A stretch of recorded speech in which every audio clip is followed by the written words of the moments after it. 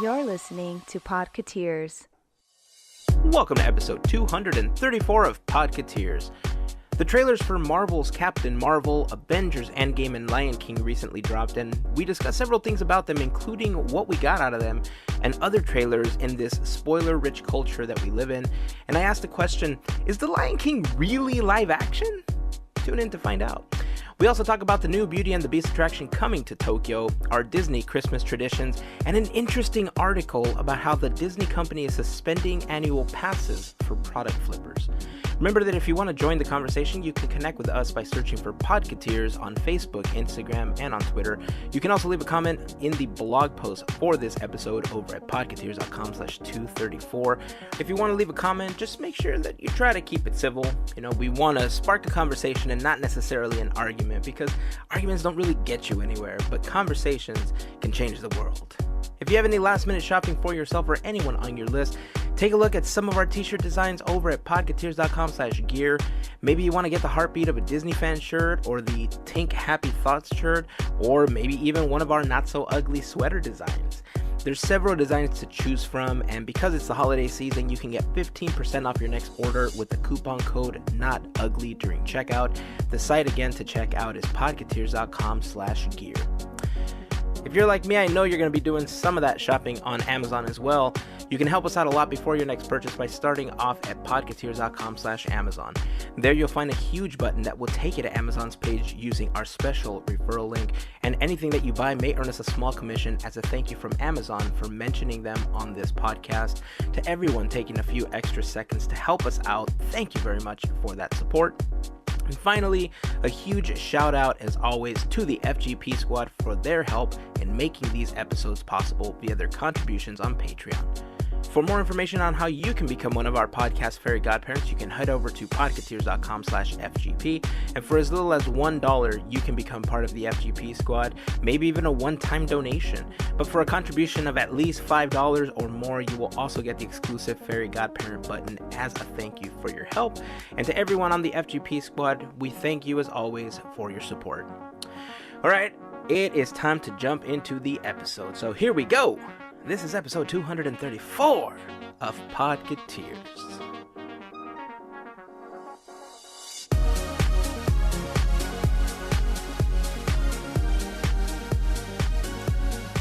Live and direct from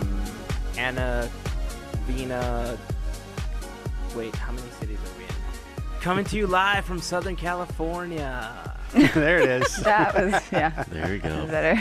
That's so much easier instead of trying to combine From the OC and LA. city names that we're all currently residing in. Gotta represent. That's right. There is a certain happiness that comes with making a design and putting it up on the website and seeing that people actually like it. But there's a different type of happiness that comes along with, as an artist, liking what you produced. And that doesn't happen to me very frequently. And a few days ago, I got my ugly sweater t-shirt, and oh my God, I love it. That's awesome. The design was amazing. Is it as ugly as you thought? It's in parentheses not so ugly. There you go.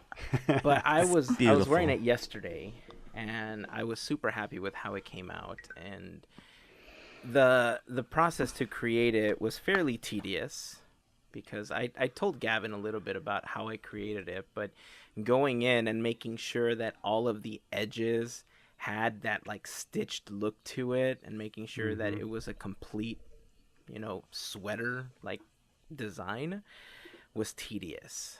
And so seeing it printed and seeing how it came out in the end, I was super happy. As you should be. So what color did you end up with? I got the blue one. Melissa got the red one, and Lynette got the red one. My brother ordered one too. He got the long sleeve blue one, and after seeing his, I'm almost angry that I didn't get the long sleeve one. Nice. Well, you can get it in any kind of format you want, right? You can even get it as a hoodie. You can. There's regular sweaters and there's hoodies. And I mean, if you're listening to this before the end of December and you want your own, To commemorate the launch of this shirt, if you go over to podketeers.com/gear, you can use the coupon code NOTUGLY and get 15% off your entire purchase. So if you guys are interested, we're very closely reaching the deadlines of receiving some of these for Christmas. But the code isn't just good for the not so ugly sweater tees. It's also good for everything else that we have in this store, including the Podketeers and Teamboat Willie tote bags, and then the iPhone and Samsung phone covers that we have, which we didn't offer before, but I thought they were pretty cool. I recently ordered mine, and I'm excited because, cover. I'm still tripping out that you took a picture in a blue shirt. Oh, trust me, I got several messages about that. It wasn't black.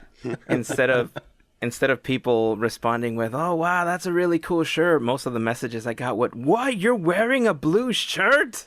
Right? Yeah. Missed the point.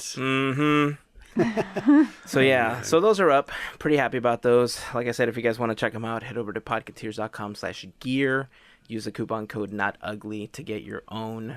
It works for everything. So if you guys end up purchasing one, make sure that you tag us on social media so that we can repost your pics. We'd love to see you guys sporting those during the holiday season or sporting any of the other gear that we have in there. And over the course of the next year, we're going to be working on way more designs. So I'm pretty excited about what's coming.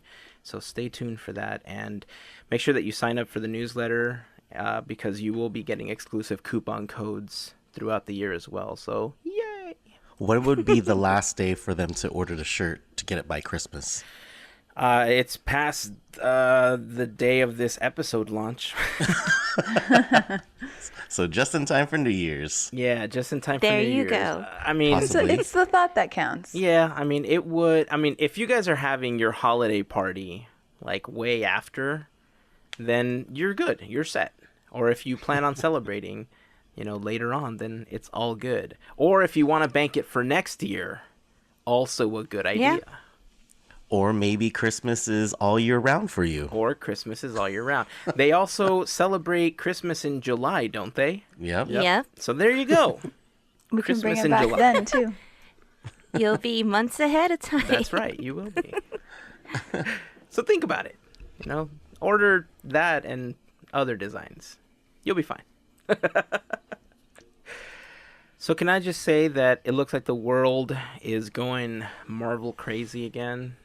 Indeed. Yeah. And Gavin doesn't seem to really care because, he's like, I don't like Marvel. I just like all the other animated movies, but not Marvel. But I'll watch them because then Hazen makes fun of me if I don't watch them. But he is going to watch the new Spider-Man one, right? Your Are you impression going to watch of the new me Spider-Man? is just uncanny. Oh, of course. Yeah, I'm watching Into the Spider-Verse for sure. Because it's animated. Well, yeah, exactly. I feel like superheroes make more sense when they're animated. But I agree. It's everybody's flipping out over Marvel again. And I did watch all those new trailers for Captain Marvel and for Avengers 4, is it? Yeah. Endgame, is that 4? Which is unlike you. Endgame. Dun, dun, dun. Well, I had to prepare for the episode, didn't I? You did. So and I'm proud of you, here buddy. I am, prepared, ready to go. And I got to tell you, they were pretty exciting trailers. Yeah. Even though in Avengers 4, I had no idea what was going on because I still haven't seen Civil War or the next one, Yeah. Infinity War. Trailers, they have this weird place in pop culture now because so many people are obsessed with spoilers that they spend their time harvesting all these clues and these fan theories that by the time you get to the trailer, you feel like, wait, I already know all of this. Show me something else. And in some cases, so much that it ruins the movie. So you have to tread really lightly now as far as what you read, who you can trust to not, ruin something for you like this. But, I mean, the interest is there, right? Because Bob Iger tweeted out earlier this week that the Avengers Endgame trailer set a new movie trailer record, and it had 289 million views in 24 hours, which surpassed the Avengers Infinity War total, which was at 236 million, and the Lion King's trailer, which was at 224.6 million in the same time period. So, Wow. I mean, the Marvel fandom is strong. Oh, sure. It It's is. probably the biggest thing going in the movie universe right now. Like, I feel like because of the last year of quote unquote backlash for Star Wars from its fandom, I feel like Marvel is now like the kingpin in the room. I think that they're kind of standing on top of the mountain, and I feel like Endgame is poised to probably break all the records. Yeah. Oh yeah, most definitely.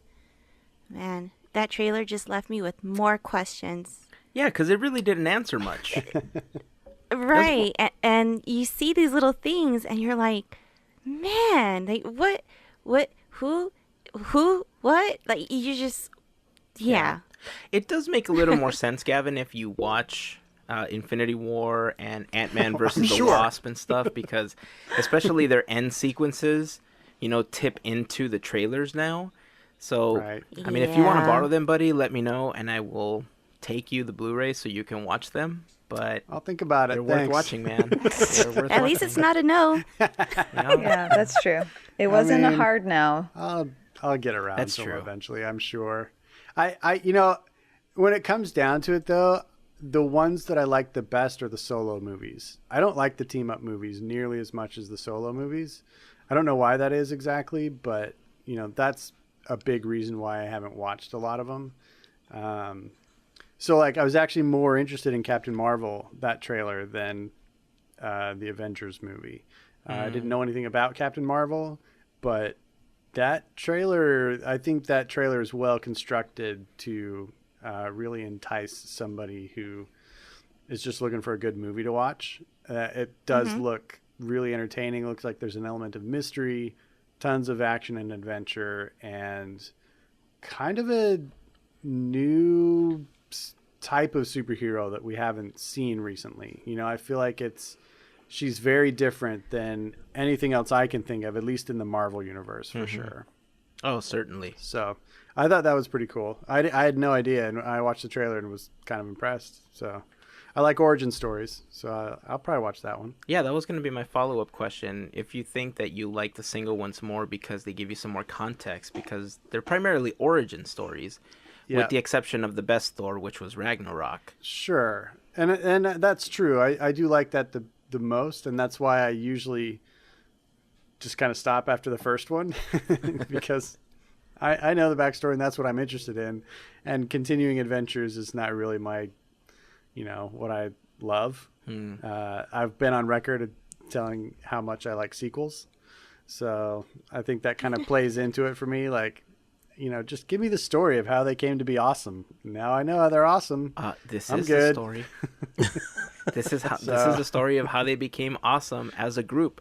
That's the way they all became the Avengers bunch. Avengers bunch. Avengers bunch. I think the last one was the story about how they all got their butts kicked, wasn't it? Well, Pretty much. I mean, it wasn't to be continued. That hasn't fully been realized. You need to see it to be able to say something. All right. So all right. it's kind of like a blip in the story. It's like, oh no, somebody tore out these other sheets. Let's go find them. So it'll be right. fine. By the end of this next one, I mean, we'll get the rest of the story, and you might be Okay. happy. I know I'm gonna be sad for And that's sure. going to be basically the end in the MCU anyway. That's going to be the end of the original Avengers, right? Aren't they just going to start bringing in like all new characters after that? I assume so. It has to be the Yeah. best way for them to really start plugging the next generation of what's going to become the MCU over the next decade. Right. So Yeah. that's why I'm saying that I know for certain I'm gonna be super sad because I Yeah. I have very strong feelings about what's going to happen in this next one. So like Melissa, I'm gonna have to walk in with a box of tissues. Yeah. Yeah, that's a That's given for hilarious. me. So Oh man. since we're speaking of trailers, we mentioned it just a moment ago with Bob Iger's tweet, the Lion King trailer. I don't think we've had a chance to talk about it on the podcast since it launched. First impressions of it. Made me want to watch Disney's The Lion King Oh my god. from That- 1994. That's it. Just oh my god. Yeah. I'm still mystified. I don't get the point. I just don't. I mean, it's such a shot for shot thing. Like, what? I don't get it. Yeah, but they trained all these animals to act. It's like if somebody wanted to go out and reshoot Citizen Kane in color and do it line for line, shot for shot. I'm for it. Who would care? Like, really? Like, I'm just mystified. I'm going to see it opening day. I know I am, but I just don't get it. Here's my biggest beef with this, okay? Uh-huh. Calling this a live action movie is such a misnomer because everything is CG. There is nothing live action about it except for the fact that there are live people playing these parts, which happen in the original animated version as well. So why is everybody calling this a live action Lion King when they should be calling it a CG Lion King? It's almost like they're trying to sell their level of technology as being so good that you can just go ahead and consider it live action. Nah. You know? No. I think that's kind of what they're going for. I also feel like a lot of the scenes are like the scenery is shot live and they're just superimposing CG animals into them. But I agree. I mean, I didn't feel like you could call Jungle Book live action either. There was one live action element, and that was the kid. Right. But see, that one I'm willing to give more of a pass to because of the kid playing Mowgli. So for that reason alone, I'm okay with calling that one live action. This one, literally, everything is animated. Yep. So maybe live action nature action movie.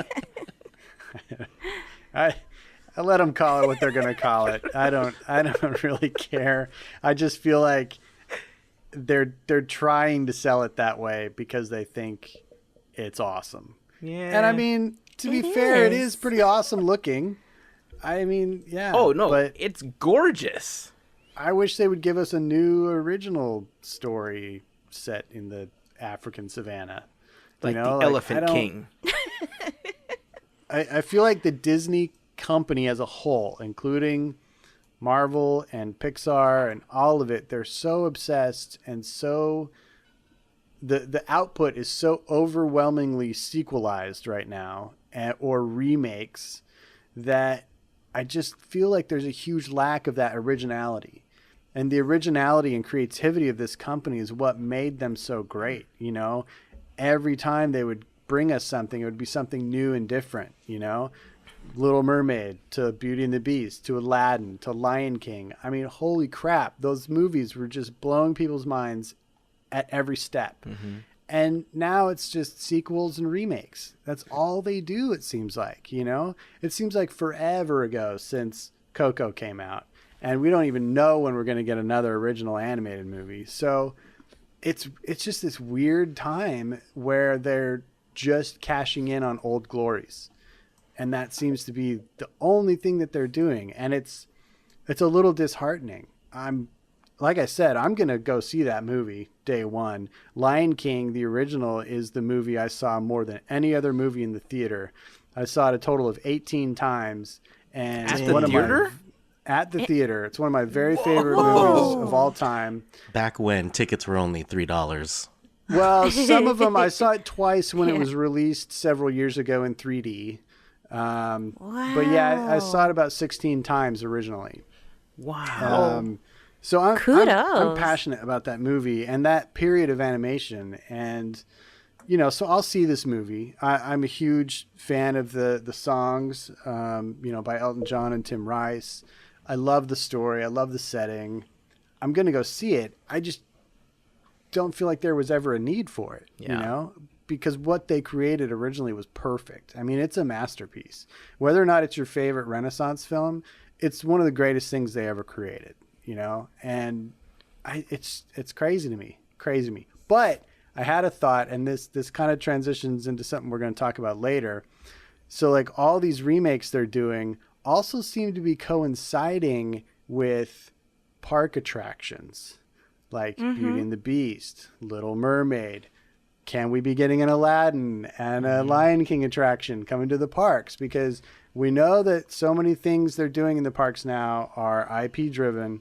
They're putting a lot of money into these movies, trying to reinvigorate these old titles. Maybe it means we're going to be getting some new park attractions, and that makes me really excited. Yeah. So if these live action films are just going to give me a new ride, then I'm all for them. So let me pose a question to all of you. The music from The Lion King is so iconic that we all know the songs, and even if you don't know them word for word, you recognize them. And in live action films or CG films, they don't seem to translate very well. Do you think a lot of that music will translate into this new version, or do you think they're going to exclude it? Because the tie-in with Cinderella's live action, we didn't get a lot of that. And that was, I think, one of the biggest parts that made the Cinderella movie not feel like Cinderella. And in Beauty and the Beast, they tried, and they even added a couple new songs. And I feel like it worked a little bit more. It still had a little bit of the nostalgia of the original Beauty and the Beast that we fell in love with watching the animated version for the first time. This one, the music is so much a part of what the movie represents that I almost feel like if the music isn't a part of it, it's not going to feel like The Lion King. Yeah, I totally agree with that. I feel like Cinderella is kind of a different case. I don't think it's the same type of remake as Beauty and the Beast or Aladdin or Lion King is going to be, because they're really almost shot for shot. They're trying to recreate those animated movies. Cinderella, first of all, was never what I would consider a musical. It had some songs in it, but the live action remake didn't really kind of go down the same road that the animated film did. It hit a couple of the same notes, but not really. Beauty and the Beast was a recreation of the animated movie, which is a musical. And so they had to do those songs if they were going to make it that much of a complete remake. And I think Lion King will be the same way, but I agree that there's a huge question mark there because they tried to shoehorn in some of the musicality of the Jungle Book, but because they had taken a slightly darker turn with that film, which was actually more in keeping with the original idea that they were animating back in the 60s before Walt changed it to a jazz cartoon. And, so it didn't work. When King Louis starts to sing, I want to be like you, it was, maybe they meant it to be creepy and weird. And if they did, they succeeded. But yeah, so that for me leaves a big question mark about how they're going to pull off a lot of these songs. Like, I can't picture the I Can't Wait to Be King sequence with what I've seen so far, because that scene gets really stylized and, hyper cartoony and lots of, caricaturized animals dancing around and creating a giant tower of animals at one point. And, that is going to be really weird if we're going for this hyper realistic look. So I'm fascinated to see how they pull that off. But I agree that it has to have the music for it to be a success. I see the soundtrack coming out in it. I don't see certain songs like Be Prepared. Is the soundtrack already out? I don't know. Oh. But I don't think we're going to hear that kind of a song. I would love to hear like a little jingle to it, like what they did with Jungle Cruise. Wow. Jungle Book. I would like to hear that, like little things like that, like little nods to the original. That would be pretty cool. But I'm prepared to see this movie without certain songs being done. You're prepared? Oh, get it? Yeah. Do you guys think that Childish Gambino is going to be remaking some of the songs? Do you think they'll give him that type of opportunity? I could see that, yeah. Yeah, that would be cool. It would put a really good twist and an update to a lot of that music. But then again, right, it wouldn't feel Lion King, right? It would feel like its own thing. Well, that's what I'm saying. If it's a remix of it, so it still has the feelings, but just like a different delivery. Yeah. Just kind of like what Melissa was saying. Like it has the jingle to it. Still has the backbone of the Lion King songs, but like something new. How would if Kendrick Lamar came out with a song for Scar? Isn't Hans Zimmer doing the music It's a good question. I don't know who's doing the score. I didn't look at that. But, Beyonce's in the cast too, so I could see her having a pop single on the soundtrack as well. Maybe a little Can You Feel the Love Tonight remake or something. Maybe they could do a duet, Childish Gambino and Beyonce. There you go. I don't know. She's kind of out of his league, I think. I don't know, maybe. Whoa. I mean, just status-wise, Status-wise, yes. So I just looked it up, AJ, and Hans Zimmer is making the score for this one. Nice. Yeah. I think we're in good hands. But the score, I'm hoping. But scores and soundtracks have my are faith two in different him. things, right? Because the score just underlays with the That's true. dialogue, and it's in the film to give you the ambiance. And soundtrack is all the songs that actually have lyrics to them. Yeah, the Elton John, Tim Rice songs. Yeah, and usually they release those separate, because I know I have several versions where I have the score for a film and then I have a soundtrack for the film. Yeah, the original soundtrack for The Lion King, it was all one soundtrack. Hans Zimmer did the original as well, so I think it's going to be very much in keeping musically with the original, because they're crediting all three of those people already. So, I mean, I could be wrong, but I feel like they're going to go for all the music. All of it. All the music. All of it. It's going to be weird, and we're going to have a bumpy ride. They're really going to do that. I don't think they're going to do all the music. I think they are. I think they're shooting themselves in the foot if they don't. Well, it leads me to my final question regarding this topic. And remember how George Lucas, when the technology got better, he started going back to remake Star Wars films? Yes, I do. Do you think that this is kind of the producer's way of saying, this is what I would have wanted this film to be from the beginning, but all we had was animation? Or do you think it's just them trying to cash out, like you said earlier, on the fact that maybe they have these rides coming, or, these shows, whatever the case is, and they're just trying to figure out a way to promote them? It's a proven commodity. They're minimizing risk. They know that, based on the live action films they've put out in the last few years that are remakes, they're going to make money hand over fist. Those Renaissance films are so beloved that, they're still creating new merchandise to put out today in the parks and in the Disney stores. And they know that they can re-release those films every year and they'll be bestsellers. And I mean, it's just, I think it's smart. It's smart business. It's really, really smart business. It's not the most creative thing in the world, but it's smart.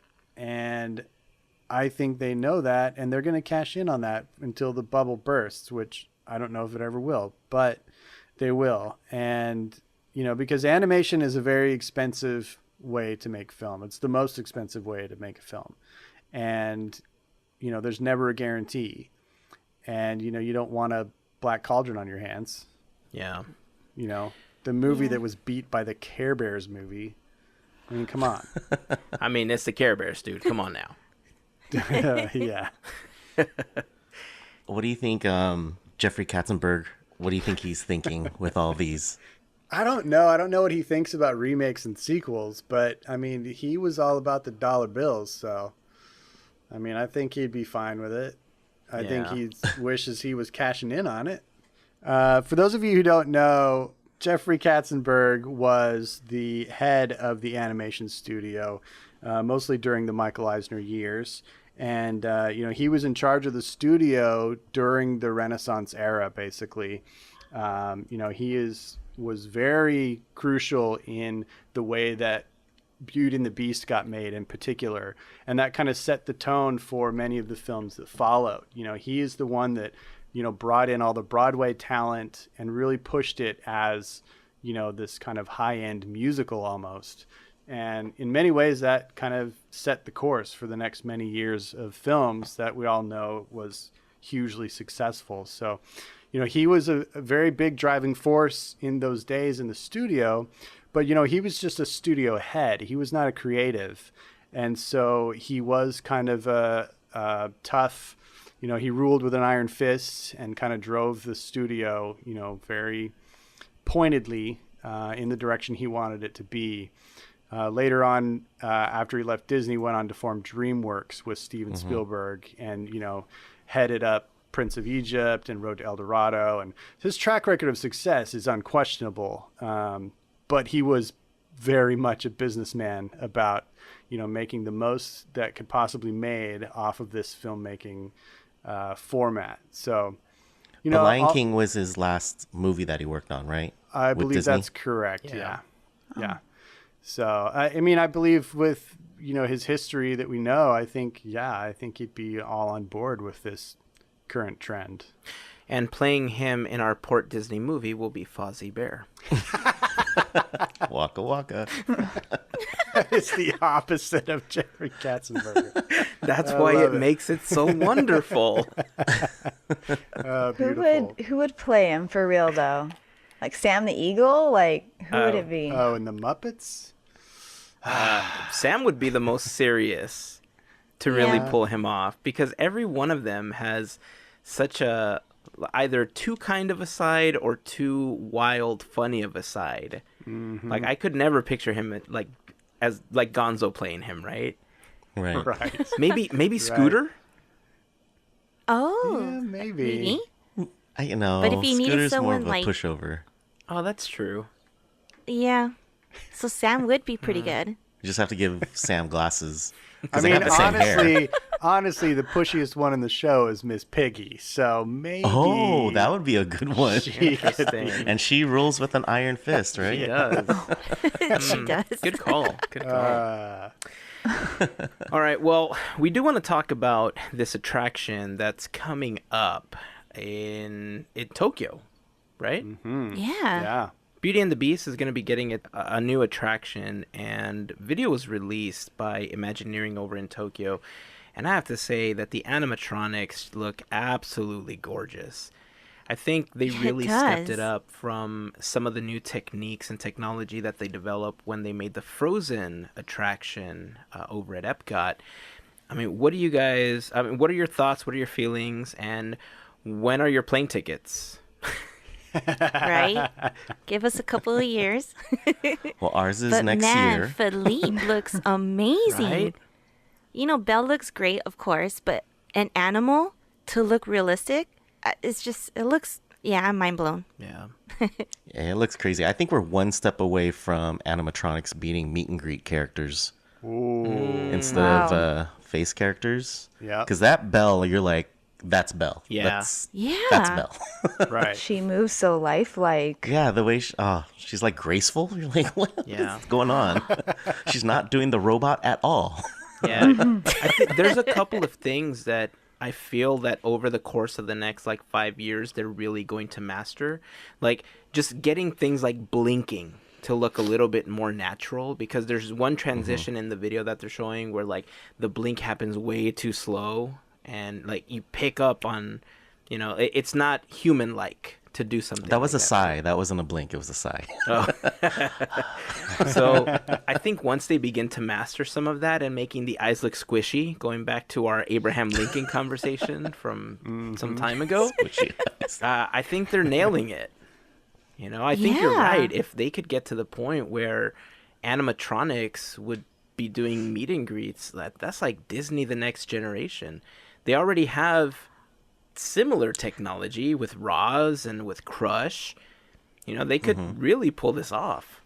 I mean, they used to have something similar at Walt Disney World with the meet and greet with Mickey, because Yeah. he would talk to you and everything. I'm like, you don't even need the actor or friends with Mickey to be there. I'm saying in 2021 we're gonna have animation characters, just animatronics meet and greets. Yeah. And the sky's the bold limit prediction. on who could be it. I mean, gosh, I always want to bring out villains. So imagine Chernabog Oh, man. as No. realistic. I don't. That would be That'd be Crying scary. kids running out of the park. I would love it. That'd be at Hong Kong for the Halloween party. There you go. Yeah. That'd be Right insane. before Melissa said, imagine Chernabog, I was going to say, and with AI, what it is today and how much better it's getting and how intelligent artificial intelligence like applications are, they can just talk to you without you having to reprogram them. And then I thought, the villains are taking over the parks. Nice. They're going to develop a mind of their own. So when they listen back to this podcast, I kneel down to my villain overlords. Amazing. So do you think it's going to be, well, it seems like it's going to be a trackless system, right? Yeah. It looks like Yeah. it. Like Hong Kong? Like Well, Tokyo and Hong Kong, like Mystic Manor and what's Winnie other the one? Pooh attraction. Unlike the Ratatouille ride as well. Ratatouille, Yeah. yeah. Yeah. It holds a lot of people, too. I think I saw that there was Yeah. going to be 8 seats in each one of those teacups. Yeah. That was interesting too. I didn't think they were going to be that high capacity. But if you think about it, because of the way that they need to be trackless, there has to be a lot more space between the vehicles usually, especially if they're moving in random patterns. Like that one scene where it looks like they're kind of dancing through the ballroom. Yeah. There just needs to be a lot more space than, a typical Omni mover like Haunted Mansion where they're kind of butted up against each other. So, yeah, I feel like that's why those cups had to be so big and hold so many people in them. It was just really to maintain the ride capacity numbers. Yeah. I like the point of what you're talking about space, because I thought about Ellen's Energy Adventure and how big that showroom is. Mm-hmm. So I'm assuming it's going to be somewhat like that, to have like all the scenes and for them, the vehicles to just move around. It looks like it's going to be a lot of fun. Yeah. And that's really what Disney needs, right? Because one of the biggest problems that we have are lines in all of the parks. And so whenever you can have an attraction that's high capacity per hour, that's why attractions like It's a Small World and Pirates can churn so many people through, because you sit a lot of people in each of the vehicles. Or when an attraction is as high paced as, roller coasters, you really get the most out of your capacity. Pirates, I think their average capacity per hour when it's fully functioning is just about 3,100 people per hour. So imagine how many people you can churn through by the end of the day. Some of the smaller attractions don't get as many as that. Like you think of like Jumpin' Jellyfish or some of the smaller like kids rides, they churn out about 200 people per hour. And so that's not what Disney wants. They want to be able to get as many people out of the lines into these attractions or into restaurants. Right? That's really what it's all about. So the fact that it seats that many, it's a good move for them. But the ride vehicles do seem a lot bigger, and I think it's going to be fantastic just seeing them all dance around together with that many people. It's going to feel like this weird, overblown version of Mad Tea Party when they're all dancing around and all spinning and stuff. Yeah, kind of like Rollickin' Roadsters as well. But on like a Indiana Jones ride vehicle scale. Like it's crazy. They're kind of, merging a lot of technologies and then taking them to the next level as well. The other thing that I was super impressed by is it looks really expansive and thorough when it comes to telling the story. With the Radiator Springs Racers attraction, I feel like that, took its time and used a huge scope in order to kind of run you through the entirety of, the main story. Little Mermaid, on the other hand, I feel like it's just it just skips around to the highlights of the story, right? Yeah. And you just kind of get a couple scenes that are important, and then, it's pretty much done. This looks like it's just got scene after scene, and you travel some real ground, based on all the scenes that are just in this little kind of teaser video. And, some of the exterior shots, it looks like a massive attraction. And that is really cool, I think. When you watch the video, just like you were saying, Gavin, like when you go on the Adventures of Little Mermaid, where it's just like the highlights, it doesn't. I like how the Frozen attraction at Epcot, it's not following a storyline, because you already know the story. Mm-hmm. So it's like after the story. And I'm wondering if Beauty and the Beast is going to be like after we know, the story that we know. And then, because it looks like, correct me if I'm wrong, AJ, Belle is in like her winter attire. Winter outfit. Yeah. So you have that, and then the ballroom scene, and I don't know. I'm just wondering if it's going to be the story or if it's going to be an after the story kind of thing. Yeah. To me, it seemed like it's going to be a retelling of the story. Yeah. I could be totally wrong. I just thought it was going to be, the story of Beauty and the Beast. Well, that's why I was wondering why she's in her winter attire. Does she have that in the movie? Well, there's the scene where the song "There's Something There That Wasn't There Before," where they're in the snow feeding the birds, and she's wearing winter clothes there. I don't know if it's the same outfit. Is that the same outfit? This one, Yeah, and they're not running anywhere. They're just kind of True. flirting in the snow. yeah, her Flirting in the stance. snow. The big snowball. They should hit the whole entire teacup with a snowball. This one seems like it's right when Philippe runs away, and she's going through the woods trying to find her way through, and she ends up at the Beast Castle. At least from the animatronic that I saw, because she's holding the lantern. And really, I think that's the only time in the film that you see her like that. Yeah, it's hard to tell exactly where the story starts and ends with what we've seen, but I agree with AJ. It does seem to me like it's more of a retelling of the main story. And I mean, yeah, I haven't seen the Frozen attraction in person, but I get what you're saying, VJ. Sometimes it's better just to kind of revisit the characters, instead of having to try and build a whole story in an attraction, and it depends on your space. And I would agree, like if I were to redo, let's say, the Pinocchio attraction, which I've got 1,001 ideas for, maybe you just do a Pleasure Island attraction, where it's kind of zany and fun. You don't try and go through the whole up and down of that movie, which is an epic adventure. So I think it just depends on what the property is. I think with Beauty and the Beast, it's such a classic tale, as old as time, you might say, that it makes sense to tell the story. Yeah, I think. Did you see at the end where it looked like Belle was dancing with the prince rather than the beast? Yeah. Or is it going to be what do you think it's going to? Is it What going would to be be the beast cool or is the if prince? it's a scene like that pirate revelation in the Shanghai Pirates, where it's Beast, and then all of a sudden it transforms into the prince. That kinda would be weird. dope. yeah. Yeah. They've gotten that. But I feel like it's technology just to going to look be an really epilogue good. kind of scene. Who knows? I mean, I've been Guess blown we'll away by Imagineering so many times. I'm prepared to be blown away by this one too. Yeah. So 2020, book your tickets now. But going back to our conversation, like, I really, really wonder if plans are not already in place to start developing either a Lion King or an Aladdin attraction or both somewhere, because those have been long needed. Yeah. Long needed. And I think they would be hugely successful. Yeah. I'm sure if we an saw Aladdin news about something like that, it would be in one of the other parks. Like, I feel like the other parks are becoming classic Disney, because of the types of attractions that we're getting.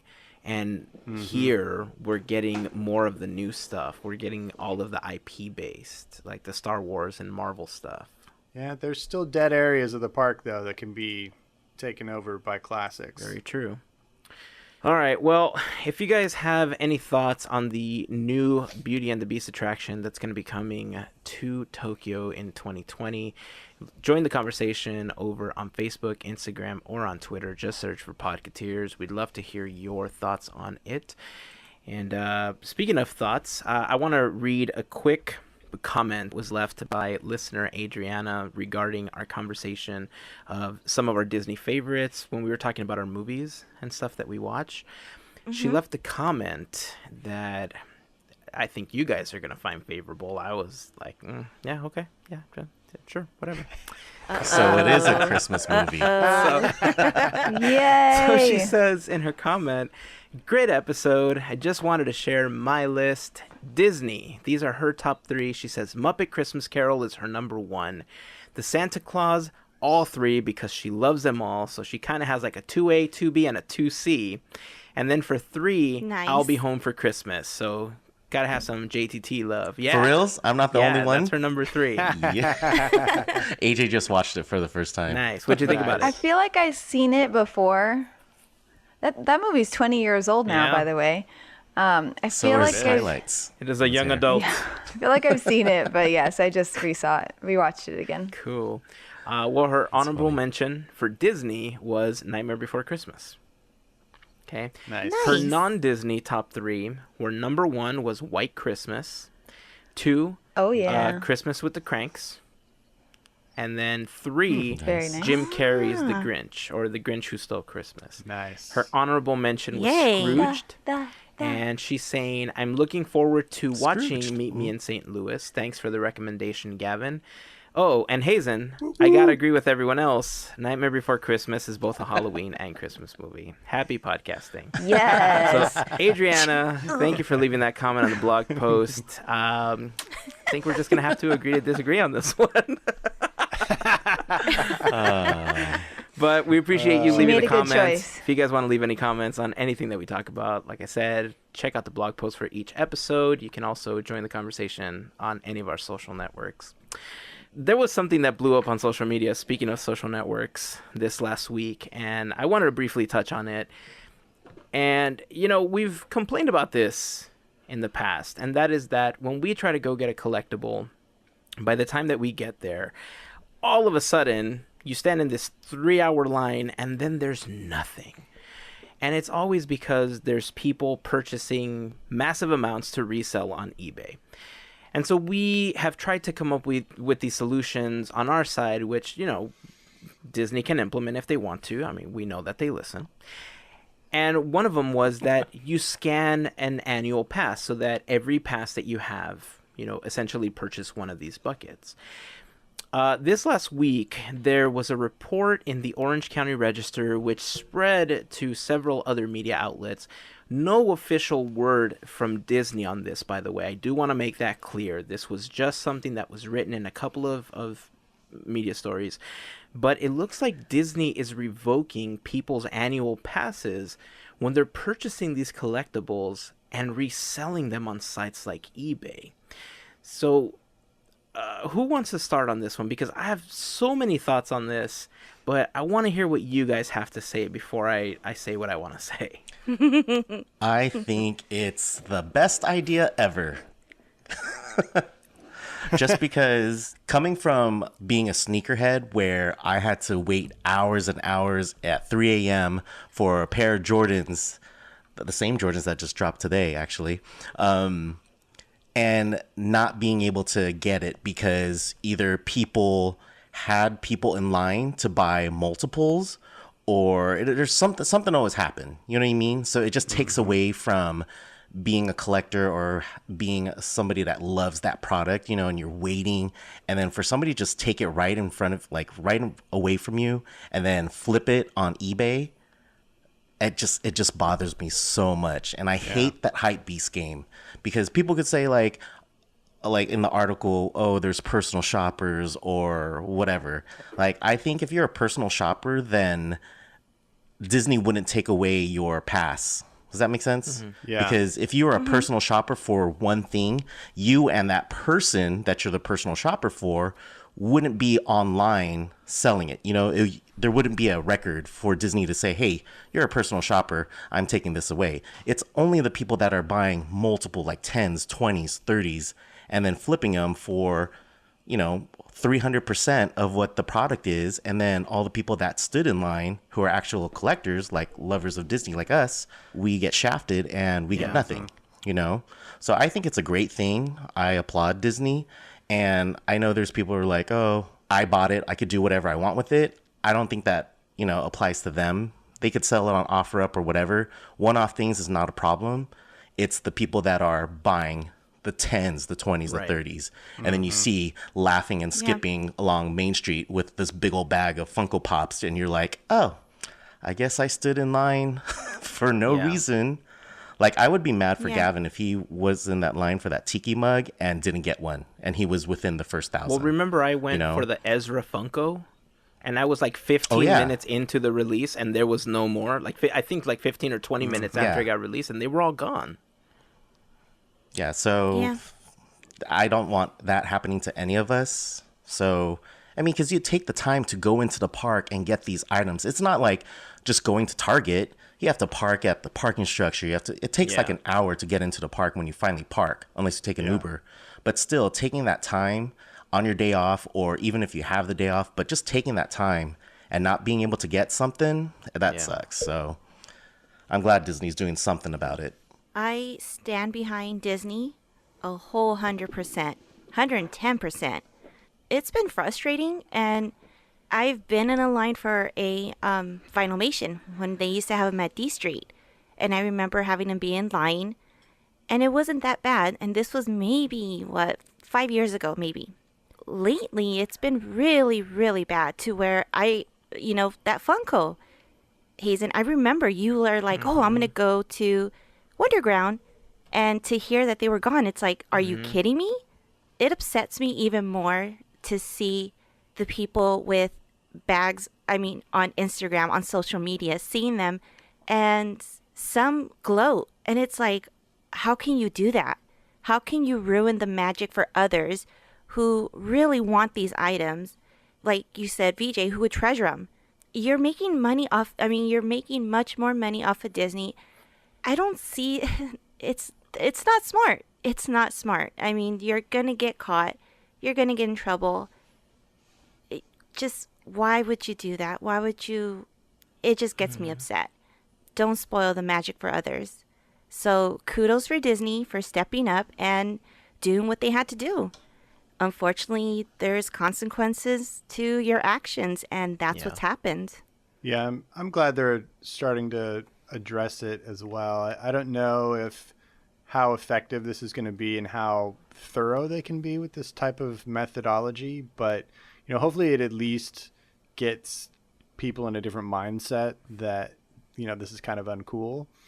There's a joy to collecting, and anybody who's been a collector of anything has experienced that joy, and it can be really fun to go out and make an effort to get that next piece in your collection. You get it and you love it, you cherish it, you're like, yes, my collection's even better and stronger now, and I'm growing in power, and it can be really fun. But I remember when I was a kid and I was collecting baseball cards and basketball cards, there came a point, because every time I would get a new pack of cards, it was always exciting to tear it open and see which new 6 or however many cards were in there, I got.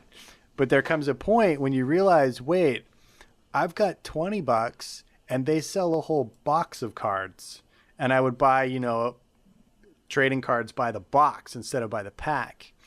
And at that moment, a little bit of the magic goes away, because you're kind of cheating the system. It's like you're not, it's not like you're, going out there and making an effort to collect. You're just buying it in mass and, grabbing things, in large quantities.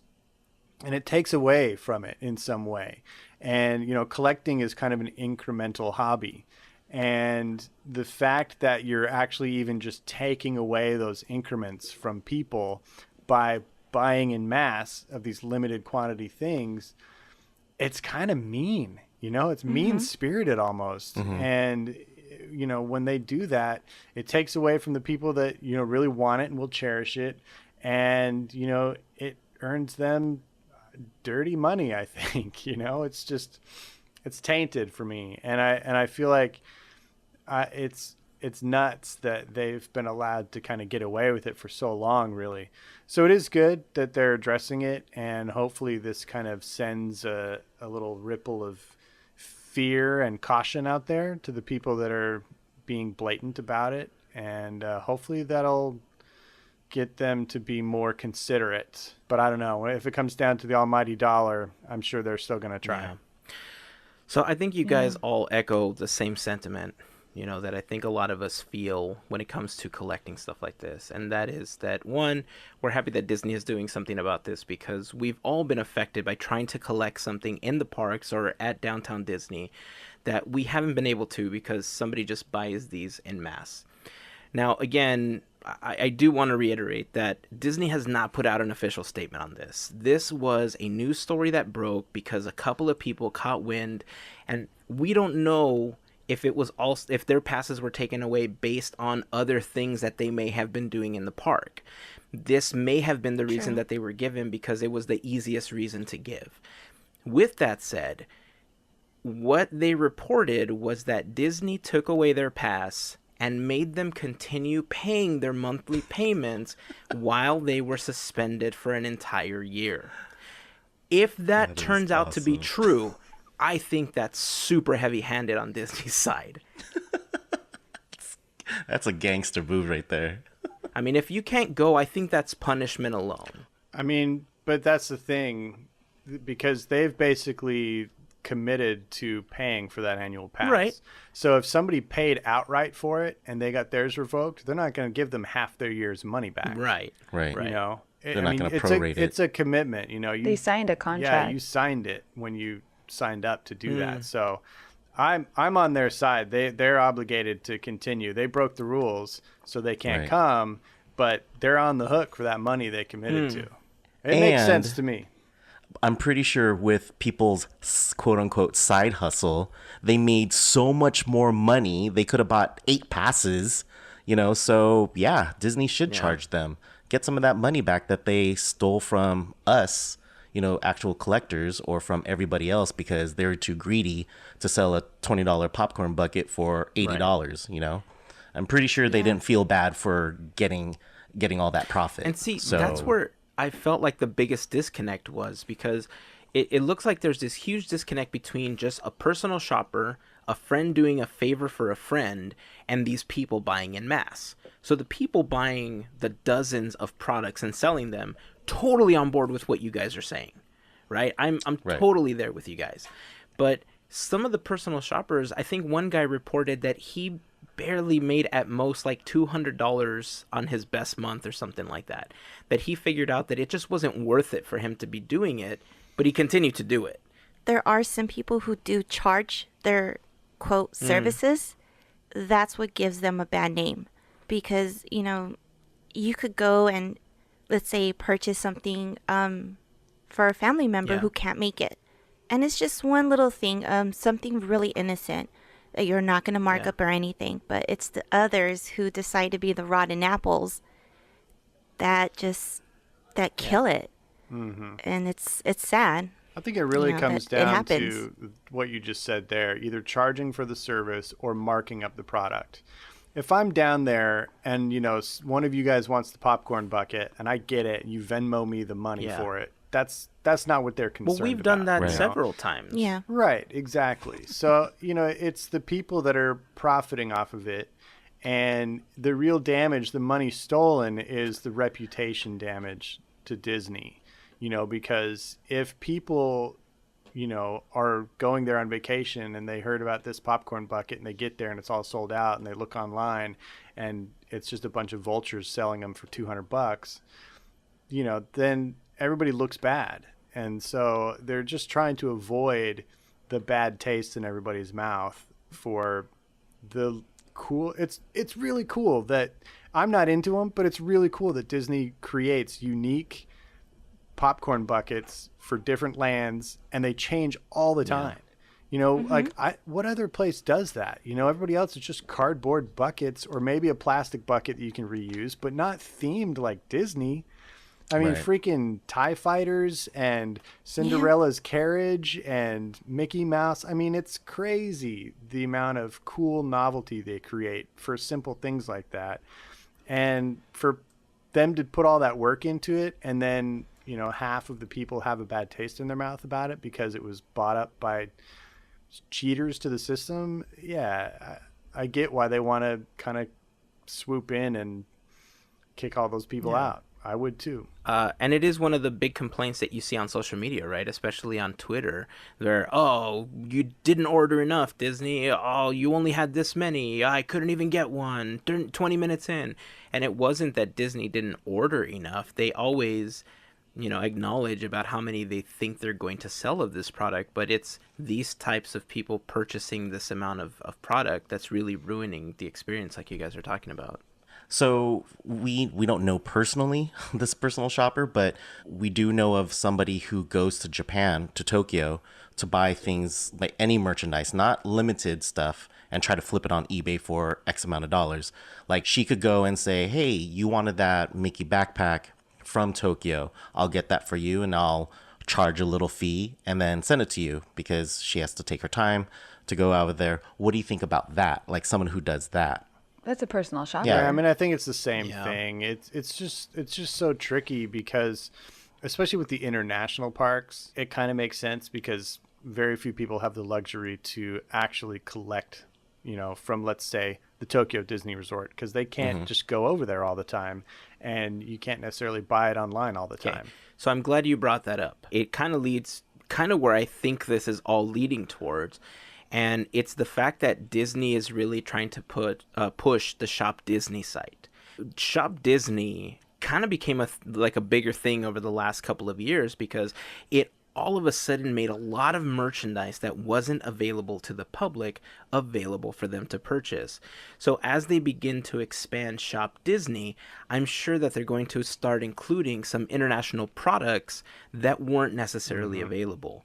And so if personal shoppers are cutting into their profits because somebody's buying it maybe with their AP discount and then they're selling it for full price and then they're also getting a small fee on top of that, I think that's where Disney begins to have a problem with something like this. So Right. the ones that I think are going to be a bigger issue for collectors are the ones that don't appear on Shop Disney, where it is like a Wonderground exclusive, where you either have to be at Downtown Disney or Disney Springs, to collect these items, especially if they have a limited release of like 2,000. Or maybe they'll begin to ration them out where 1,000 goes to Wonderground and 1,000 goes up on the website, for a worldwide release or something. That might even make it more exciting and more exclusive again, because when these products are made in mass, it doesn't feel exclusive and it doesn't feel special, especially when they make 5, 10, 12,000 of each one.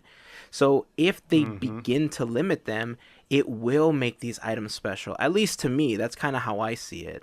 I've collected a lot of playing cards, over the last decade, and that's kind of how I feel about them too, where I would buy a design because it was this cool new exclusive color, and then a year later they release it in mass and they say, oh, it's just a version 2. But to the untrained eye, nobody cares if it's a version 1 or 2. They just care if they got a version of that deck, right? So it makes it more special to me when you can limit the amount that's going out, regardless of the outlet. And I think Disney's really gearing towards getting people to do their shopping for these products on shopdisney.com. And I mean, they're a business. It's a bottom line, right? To them, they answer to stockholders and to a board. And regardless of where these rules come from, I think sometimes people forget that aside from the magic that they're presented, this is a business that's trying to make money, and they're answering to this group of people that want them to make more money. Yeah. Okay, so this is awesome because, like any of our great conversations that last any length of time, we end up in brainstorming blue sky territory. So I'm going to do a little armchair imagineering here real quick. Imagine a future where all of this comes to fruition, where on Shop Disney you can buy merchandise from parks around the world, where they have online limited releases of some of the same things that are in the parks. But in a physical sense, imagine in every Downtown Disney iteration around the World of Disney store is expanded, and it's actually the World of Disney. So a whole section will be Tokyo Disney, and a whole section will be Shanghai Disney. Imagine how popular all those cute Tokyo merchandise Disney toys, which are so popular, how successful that would be if there was a huge section of that in our store here. Yeah. I feel like they're kind of missing out on some of the market by limiting some of those things, especially with the popularity of so much Japanese design in toys and merchandise these days. I mean, that makes perfect sense to me. And it would be amazing to see just maybe instead of the World of Disney store, it's like the World of Disney Mall. And there's just a store from every place where Disney exists, and merchandise designed for those markets are brought in to little boutique shops within. And man, I think that would be incredible. Yeah. That I is second a that. very big store. You know, it would also Yeah. be great if they somehow integrated the apps that they already have, where you use some kind of GPS location the way that the Play app currently works, where if it knows that you're on the resort, you can do certain things. And if you're on the resort and you're not like in line to purchase one of these products, but it's a limited release, as long as you're on the resort, purchase it on your app and pick it up on your way out. Ooh, yeah. I like that. Well, Walt Disney World's app is similar to that. I mean, I don't know if you could buy it and pick it up, but you could at least find an item. Like if you're looking for a shirt and Oh, the store right. you're at only has a medium, you could find like a different size somewhere at the resort, Oh, Yeah. that's cool. right? And that's only been around for about a So- year or so, right? A couple of years. I know we used it when we were at Walt Disney World to find some Yeah, stuff. I remember something similar when pins were being looked for. The app would Oh, tell yeah, you I like heard what about that, stores the currently pins. had those pins available. So yeah, I mean that would be awesome because then you're not running around like, well, you know, which store has it, and then one cast member will tell you the store they think it's at when in reality Right. it was at a And totally it's not. different store, you know. So Yeah. And it's their first day. Yeah. They're like, oh yeah, it's over here. it's like that store exists in this park. You never know, Gavin. Disney's always listening. I mean, look, they're already selling a lot of Etsy-inspired T-shirts now. There's a little section Sure. at Walt Disney with just all the Etsy stuff. Like, what was some of the stuff we saw yesterday? Their entire ear game right now is inspired by crafters and Etsy makers. You know, I mean, they're trying to catch that up and the with patches, the right? amazing ears that are being made, and the patches Yeah. now. Yeah, definitely. They're definitely watching the creatives out there because there is so much creativity in the world, and the fandom of Disney drives so much of that. So yeah, I mean, I could see all of this happening, and since they're listening, it probably will. Yeah. It seems like there's been a huge shift in their marketing over the last couple of years because their marketing and the products were so linear to, you know, the same types of products, maybe a different, you know, clothing color scheme or a different box. But now how they've been expanding on those products, like you said, it looks like they're really looking outside of what they traditionally sell and are looking into what people want to purchase, not what they're being presented to purchase. Right. We live in an a la carte world, man. All right, well, if you guys have any thoughts on all of this happening, again, I do want to reiterate that there's no official word from Disney as far as this actually happening. This was just an article that we read and that we found interesting, especially considering that we've had problems purchasing some of these collectibles ourselves. But we want to hear what you guys have to say about this. We posted this on our Facebook group, the Podketeers group. If you guys aren't members, make sure that you guys go and become a member. We can have these types of conversations there. You can shoot us a message on Instagram or on Twitter. We'd love to hear what you guys have to say. We also posted this in the Facebook group for our friends over at the Die Hard Disney Nuts fan group. Just want to say thank you to everyone in that group for their responses and their reactions. I do want to say, though, that whenever we post something like this, let's try to keep a civil conversation going.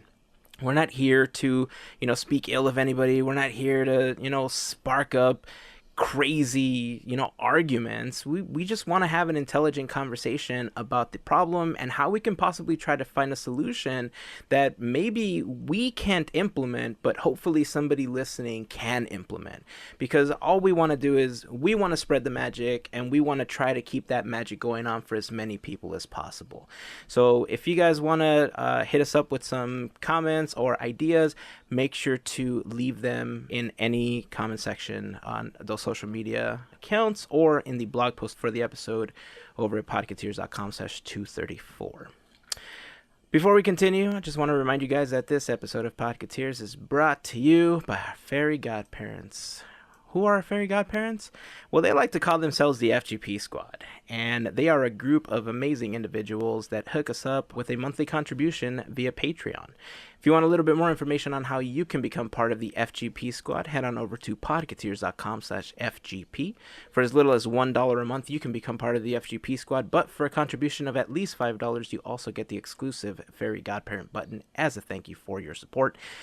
Some discount codes on new products and exclusive exclusive products only available to the FGP Squad will become available in 2019. So keep an eye out for that. And to everyone that's already part of the FGP Squad, we just want to say thank you for all of your support. So Christmas in the parks, Gavin, you are Yes, now sir. on record as saying that it's that favorite time of year for you when you only want to have Christmas all around in the park all the time, like Hazen does. That's a horrible song. I can't believe I actually put that out in the world. It was not good. But we had this like mini conversation earlier this week about some of the traditions that we either have established when it comes to Christmas and with Disney, and whether it's in the parks or at home. We thought it'd be an interesting conversation to bring onto the podcast and hopefully get some ideas from all of you listening as far as what we can make our own traditions. But let's go roundtable here. AJ and VJ, let's start with you guys. Do you guys have any Disney traditions either in the park or outside of the park that you implement into your holidays? Let's see. Eat. And, Wait, what was number 2 again? Eat Hold on. again. eating. I think we always try to see the Christmas time fireworks. Yeah, definitely. I always at least want to see a Christmas fantasy parade at least once, and that hasn't happened this year yet, so hopefully we can make that happen. With our schedules, it's kind of hard to plan that one out, but our anniversary is in December, so we go to the Tam O'Shanter, and of course, Cool. every year it's decked out for the holidays, and they have carolers, so that's always very Christmassy. And we always sit at Walt's table, Yeah. which is nice. That's Or at least How try difficult to. is it to get seated at Walt's table during the holidays? I think It's- if you make a reservation, you have a better chance. But it's like sitting at the water's edge at Blue Bayou. It's like you can ask for it and you can wait around and hopefully you can get it, but it's Yeah. not guaranteed. Got it. How far in advance have you had to make a reservation to try to get Walt's table? Day of. Oh, really? Or maybe the That's- the day wow. before. Impressive. So yeah, that's because a lot of people will request it, but the chances of the same like 4 people requesting it at the same time, it's not that. Well, how did it work when you proposed? Oh, I said I was going to propose, so they gave us So the they, table. so they guaranteed it? So Yes, they you dealt gave with us the the romantic that day. yeah. Nice. Yeah. Yeah, you could just say you're going to propose, and they'll be like, "Oh, okay, we'll give you the table." There you go. That's Helpful hilarious. tip. Oh my They're like, goodness. wow, all these people are proposing. I never see the ring or the proposal. Weird. So really quickly, Started a for trend. any new listeners who may not know, do you guys want to tell everybody what the Tam O'Shanter is and what it has to do with Disney? So the Tam O'Shanter, it's a restaurant in Los Feliz, California. It's near the Burbank Studios, animation studios of Disney.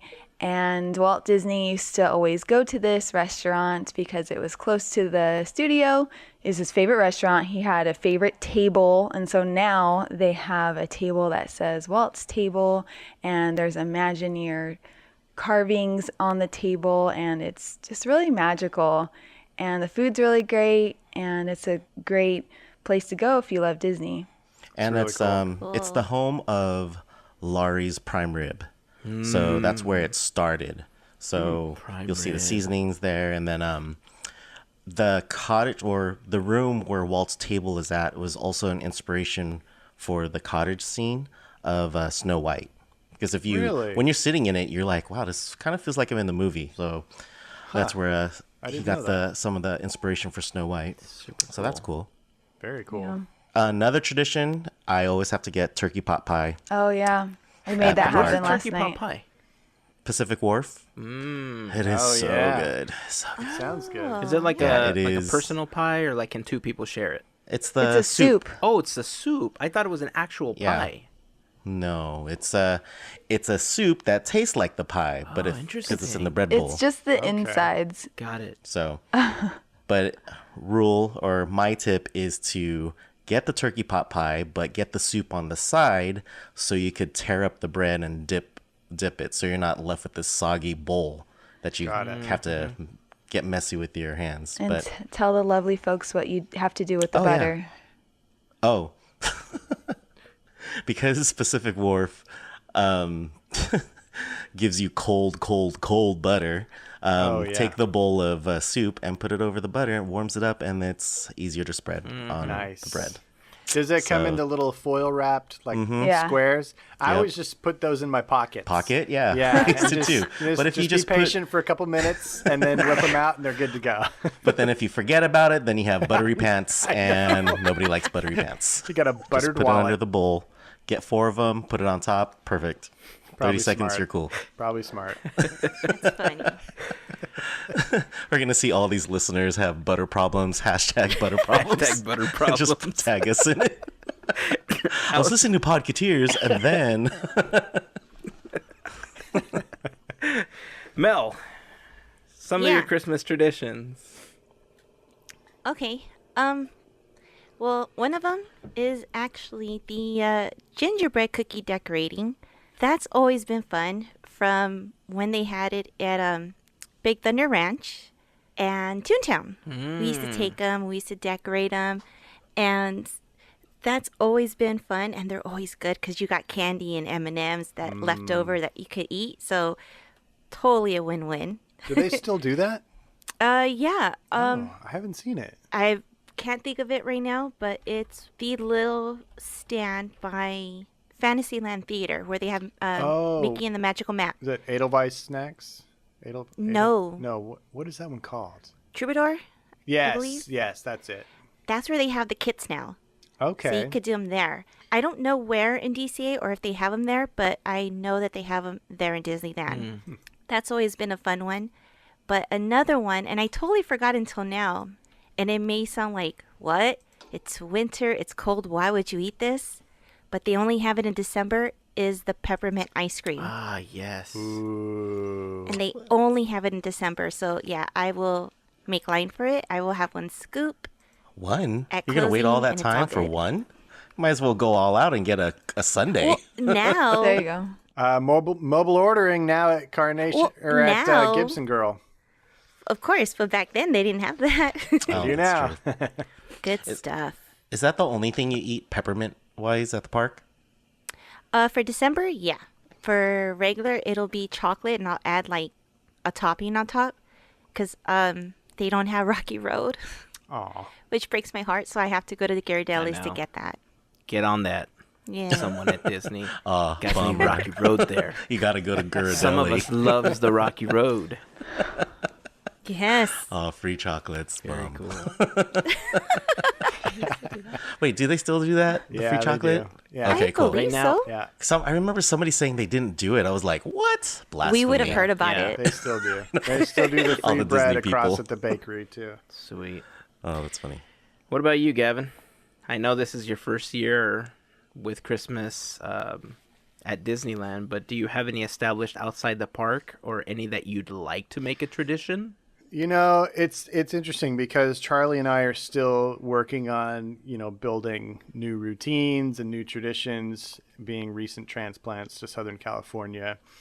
But I will say that we have both really enjoyed the Christmas season much more than either of us really expected. Me, for sure. I mean, it has blown me away with how fun it is in and around the parks right now.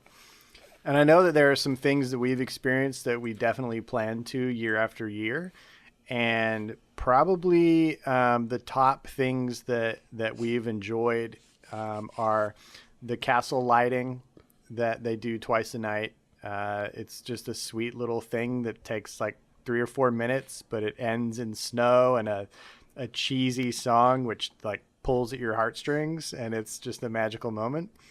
And then also we really enjoyed the fireworks. You guys know that I haven't seen a lot of the fireworks shows, but we made an effort to see the fireworks because we were there with some friends who really wanted to. And man, oh man, that Christmas fireworks show is spectacular. So we'll probably make an effort to see that each year. And then, It's a Small World holiday version. It's the best. It is the best. So we're always going to go on that. And then, I've said it a million times over the last month. We're totally sold on the Festival of Holidays and the Sip and Save Pass or Sip and Savor Pass and all of the different food options, and just that whole experience has been so much fun. So, I think we'll do all of that every year. I'm excited to hear about a couple of the things that Melissa talked about, because I didn't even know there was peppermint ice cream. And my favorite ice cream is mint chocolate chip. So I'm all about mint. And what? Not a fan. That's AJ's favorite. I love mint. It's amazing. So I got to try the peppermint, and I got to try the gingerbread cookies. That's amazing. I didn't know that you could go and decorate your own gingerbread cookies. So we may try that. We may inject that into our traditions as well. We'll see. But ours are still forming, and all I can say is that we've really enjoyed the holiday season. We're going to try and go back one or maybe two more times before we're blacked out for those last 2 weeks. So Very cool. It's been awesome. Going back to what you were talking about with Small World, it's a Small World holiday, Gavin. Yeah. AJ pointed out there's a new part. Oh. Or is it a new part? I don't know, like from asking Hazen and Melissa. To us, it looks new. I think I know what you're talking about. It's What like was the the part? The new arch. Yeah, the new arch going I've heard about into. I haven't seen it. Which I one is haven't it? either, but I've heard about I it. didn't take a photo. Is it in the extension that they added when they added the Q extension? It's right before the Pinocchio scene. It's Yeah. in the attraction. Oh, it's inside the It's attraction. inside, yeah. It almost looks like a gingerbread. Oh, yeah, the archway. gingerbread one. Yeah, it's gingerbread. And you actually get a smell of gingerbread right there. Yeah. And that's new this year? Yeah. I think feel, it is. It feels new. It's gotta be. I got to say, it's amazing what they do for that overlay. And to me, it feels like they really fill up the ride. Because to me, that ride still has some empty open spaces to it. And there are some things that I feel like it's a ride that could use some updating, some maybe plussing, some, bringing it, a little bit further forward from 1964. And this holiday version really just kind of fills it up and adds so many new lights and colors It's to beautiful. it. It's festive. It's celebratory. Man, it's really, really well done. And I would be fine if they kept it that way all year. I'm not a huge fan of the going back and forth between Jingle Bells and It's a Small World and a couple other songs, because I do love the original Richard Sherman and Robert Sherman composition. But visually, I think it's absolutely gorgeous. Love every second of it. Yeah, especially the show that they do outside. Yeah. Oh, the with the lights facade. and the presentation. Yeah, Yeah. don't even get me started on that. I could stand there and just stare at that for an hour. It's the best. Welcome to the club. Oh my gosh. They sold me on the magic so hard this year. I fell for it all hook, line, and sinker. Sounds like Gavin's going to get a Signature Plus pass next year. I don't know, because I've heard about the crowds that week of Christmas and New Year's, and I don't think it's worth it for an extra, $200 or $300. I don't think it's worth it. I think that's why the four of us decided not to do it, right? Yeah. Because the crowds were just so intense. Yeah. When we talked about it, having to purchase 4 passes for an additional $300, Yeah. we didn't see ourselves going. And the couple times that we did when it was still available, the crowds were just insane. Yeah. It just, yeah. I mean, you get a full 7 weeks of the holiday season, so if you can't get enough with an annual pass in 7 weeks, then you're not doing Disney right. That's all I got to say. All of a sudden, he moves from OKC, and all of a sudden, he's like this. Right? He's a pro now. Oh, I love it. Any traditions for you, Hazen? Well, my traditions, I think it was similar to yours, where the fireworks show. The fireworks show is certainly something that I feel like I need to watch every year, because of all the music in the parks and all of the fireworks shows. Believe in holiday magic, man, tugs at my heartstrings like you would not believe. Like, I become a sobbing mess watching that fireworks show. Like, the feels kick me in the face and every portion of my body, and I just I'm overcome with this with this joy that I can't replicate in any other instance, you know? Like, there's all these moments of joy that I think you have in your life, right? There was like the moment that I saw my wife for the first time as my wife when we got married. And there was the moment that I held each of my kids after that they were born. And then there's believe in holiday magic. Dang. Right? So, Wow. so that is how high I hold this fireworks show Wow. in regard. It is so powerful for me. I can listen, like if I start thinking about the song right now, I'm just going to get all teary-eyed. Don't, because then I'll cry. That is, I know. So I'm going to try not to, but that is certainly one of the things that like every year I just have to try to watch at least once. You know, if I could see it once per season, then I'm okay. Like all is good in the world. There have been times where I have not been able to go at all to the parks during the holiday season because our schedule just got crazy hectic with work. And that year feels incomplete to me. Like, I'm not joking. That year feels incomplete to me. So that is certainly one thing that I have to do. For some time, I really tried pushing getting the fresh candy canes in the park because they are delicious. If you've never had a fresh pulled candy cane from Disneyland, it is worth going early to get that wristband and eating that piece of candy. It is... I don't even know how to describe it. It's super soft. Like it's crunchy, but it's soft enough that it's not going to break your teeth. The peppermint is just right. It's not overpowering. It's not crazy weak like those 99-cent store candy canes that you buy. Watching the candy makers make this candy fresh in front of you and pulling the peppermint is an amazing experience. Yeah. And if you ever have the opportunity to grab one of those wristbands to get those candy canes, I would say go for it. I think they range for about $20 per candy cane. I thought they were 15. It's like 15 or $20 or something. But it's a huge piece of candy cane. Mm-hmm. It's pretty substantial what you end up getting for that price. And it alternates between Disneyland and California Adventure day by Correct. day, right? Yeah, so they have a schedule. We didn't get a chance to post it this year, and I think it might be too late. They might be in the final stages. But next year, I'll make sure that we end up posting that schedule for you guys because they do alternate. Like one day it'll be Disneyland, and it's not every day that they offer it. It's specific days of the week. And so if they offer it 4 days in 1 week, 2 days will be at California Adventure, 2 days will be at Disneyland, for instance. So, you know, we'll make sure to post that going forward, but...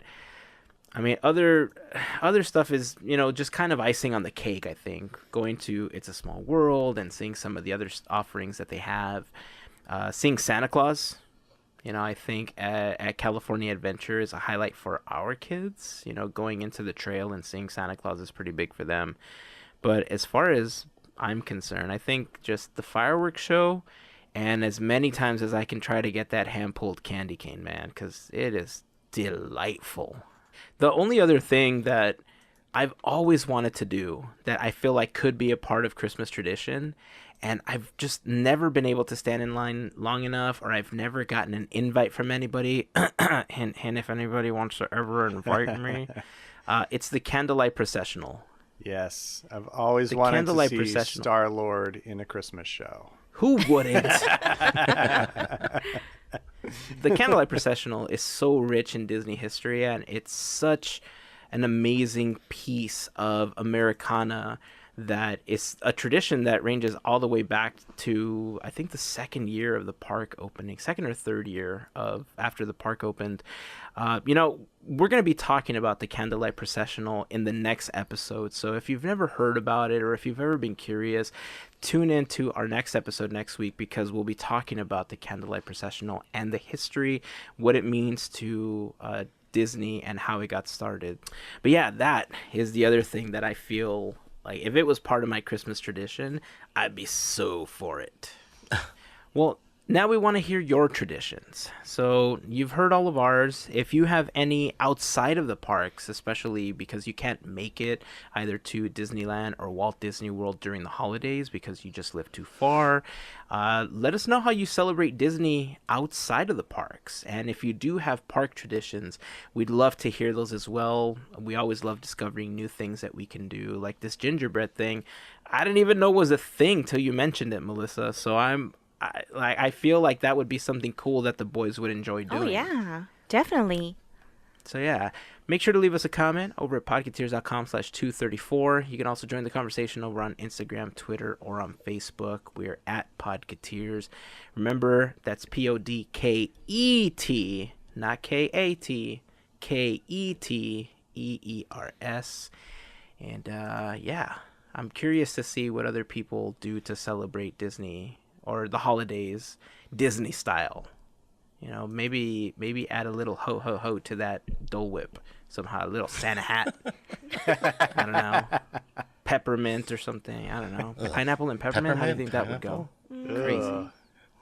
Not so much. All right, well, before we wrap up the episode, we do want to remind you that as you guys are thinking about doing your holiday shopping this year, if you do any of that shopping on Amazon, make sure you start that journey over on podketeers.com/Amazon before making your purchase. On that page, you're going to find a huge Amazon button that when you click it, will take you over to Amazon using our special link, and anything that you purchase may earn us a small commission as a thank you from Amazon because we mentioned them on the podcast, and then you went through the trouble of clicking a couple extra times to go through our link. To everyone that's already taken the time to do that, thank you guys very much. We truly appreciate you adding a couple of extra seconds to your day to go through our link before making your purchase. All right, guys, I think that's going to wrap it up for this episode. Cool. Let's go to Sounds Disneyland. good. That's where we're going. Time to go to Disneyland. Yeah, Maybe get let's some watch of the that fireworks. turkey pot pie. There's time. We can all make it. Turkey pot pie. It's cold enough now. I don't like to eat soup unless it's like super cold, but I think Soup or the weather? I don't like to eat soup unless it's super cold. It sounded like you said, I don't like eating Good soup unless it's super catch. cold. Did I say that? Yeah. Yeah. Maybe I just want soup. Maybe I'm just hungry. Maybe that's what it is. Awesome. I like my soup yeah, cold, but if- my butter hot. Well, that's how I live my life. That's how I live my life. Enjoy that. Pocket butter. All right, guys, so that is going to wrap it up for this episode. So until next week, have a magical week, everyone. Bye. Made you look. Bye. Happy holidays.